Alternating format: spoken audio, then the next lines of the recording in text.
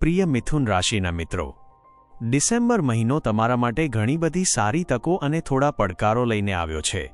મુખ્ય વાત એ છે કે તમારી કારકિર્દી, કામ-ધંધા માટે આ સમય ખૂબ જ સારો છે, પરંતુ આરોગ્ય અને સંબંધોમાં થોડું ધ્યાન રાખવું પડશે. ચાલો સરળતાથી સમજીએ. 1. મુખ્ય બાબતો. What's happening in the sky. Guru, Jupiter 5 ડિસેમ્બરથી તમારા પોતાના ઘરમાં લગ્નમાં આવી ગયા છે. સારી વાત. આ તમારા માટે ભગવાનના આશીર્વાદ જેવું છે. તમારી પર્સનાલિટી, વ્યક્તિત્વ ચમકશે. ધ્યાન રાખવા જેવું. ગુરુ પાછા ફરી રહ્યા છે. વક્રી એટલે તમને ભૂતકાળની ભૂલો સુધારવાનો મોકો મળશે. શનિ, સેટર્ન તમારા કામકાજના ઘરમાં 10મા ભાવમાં છે અને હવે સીધા ચાલી રહ્યા છે. સારી વાત.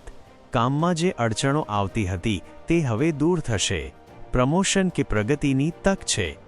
બુધ, મર્ક્યુરી 6 ડિસેમ્બરથી ખરાબ ઘરમાં 6ઠ્ઠા ભાવમાં જઈ રહ્યા છે.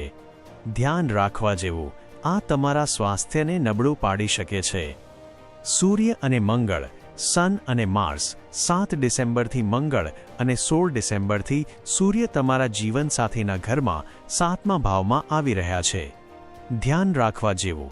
આ ખૂબ જ ગરમી પેદા કરશે.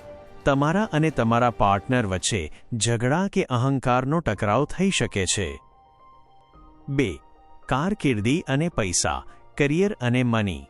નોકરી, ધંધો, જોબ, બિઝનેસ શનિદેવ પૂરી તાકાતથી તમને પરિણામ આપશે. સારી વાત. 2 ડિસેમ્બરથી જ કામનું ભારણ વધશે, પણ તેની પ્રશંસા પણ તમને જ મળશે. ટક્કર. 16 ડિસેમ્બર સુધી ઓફિસના વિરોધીઓ, શત્રુઓ તમારું કંઈ બગાડી નહીં શકે. તમે બધા પર ભારે પડશો. બેરોજગાર માટે 14 અને 15 ડિસેમ્બર પછી નવી નોકરી મળવાની પૂરી શક્યતા છે. પૈસા અને રોકાણ, મની અને ઇન્વેસ્ટમેન્ટ. મોટી ચેતવણી.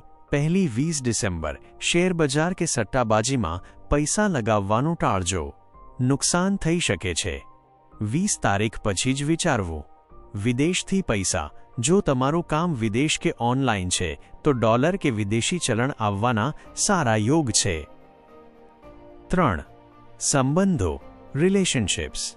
પરિણીત જીવન, મેરિડ લાઈફ આ મહિને ખાસ ધ્યાન રાખવું.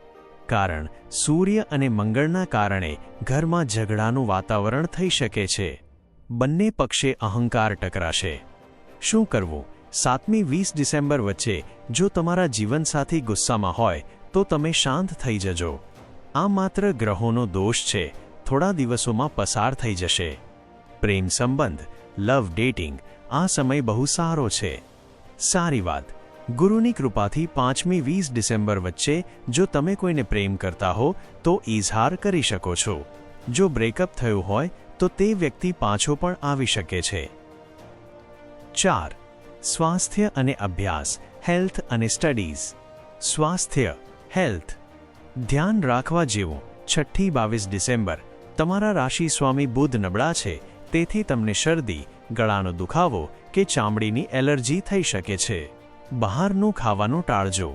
મીઠાઈ. ગુરુ તમને મીઠાઈ ખાવાના શોખીન બનાવશે, તેથી ડાયાબિટીસ હોય તો કંટ્રોલ રાખજો. અભ્યાસ, સ્ટડીઝ વિદ્યાર્થીઓ માટે આ સમય વરદાન છે. સારી વાત. તમારું મગજ ખૂબ તેજ કામ કરશે.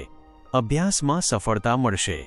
ટિપ: 6ઠ્ઠી 18 ડિસેમ્બર વચ્ચે સોશિયલ મીડિયાથી થોડું દૂર રહેજો. 5. ખાસ ઉપાયો, સિમ્પલ રેમેડીઝ. આ મુશ્કેલીઓથી બચવા માટે આ સરળ ઉપાયો કરો. 1. આરોગ્ય માટે બુધવારે ગાયને લીલો ચારો ખવડાવો અથવા દરરોજ ઓમ બુ બુધાય નમઃ મંત્રનો જાપ કરો. 2. ગુસ્સો શાંત કરવા રોજ સવારે સૂર્ય ભગવાનને જળ ચઢાવો અને હનુમાન ચાલીસાનો પાઠ કરો. 3. સૌથી મોટો ઉપાય, જ્યારે ગુસ્સો આવે કે ઝઘડો થાય ત્યારે 10 મિનિટ માટે ચૂપ થઈ જજો. આ સમય મેનેજમેન્ટનો છે. યાદ રાખો, આ મહિનો તમને મહેનત કરાવશે, પણ સફળતા નિશ્ચિત છે. બસ ગુસ્સા પર કાબૂ રાખજો.